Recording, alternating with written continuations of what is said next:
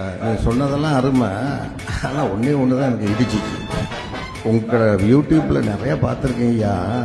அந்த மோட்டிவேஷனெல்லாம் எனக்கு கொஞ்சம் பிடிச்சிருக்குன்ற மாதிரி பேசிட்டீங்க. தயவு செய்து இந்த மோட்டிவேஷன்ற வார்த்தை ஒரு கெட்ட வார்த்தை. தயவு செய்து அதை யாரும் யூஸ் பண்ணாங்க. மோட்டிவேஷன்றது வேலை தவன் உட்காந்துக்கிட்டு 1000 ரூபா தானே காசு வாங்கி அவனுக்கே வீடு நடத்த அறிவு இருக்காது.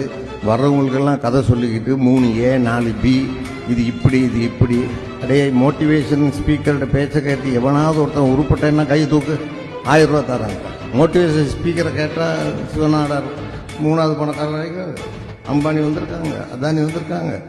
இல்லை இங்கே காலேஜ் நடத்துகிறவங்களாம் எந்த மோட்டிவேஷன் ஆண்டியாவது போய் கிளாஸ் எடுத்திருக்காங்களா? போயிருக்காங்களா?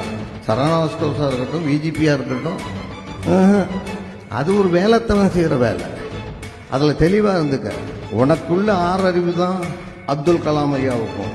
உன்னை பற்றி நீ தீர்மானிப்பது வேற உலகில் எவனும் தீர்மானிக்க முடியாது. உன் தகப்பனார் உன் மீது வைக்கும் நம்பிக்கை, உன் தாய் உன்னிடம் காட்டும் பாசம், இதெல்லாம் சேர்ந்து உனக்கு எதிராக உன் கண் முன்னால் எது இருக்கிறதோ, உன் துன்பம், உன் வேதனை, உன் சோகம், உனது ஏமாற்றம், உனது அவமானம், இதுதான் உன்னை வழி நடத்தும்.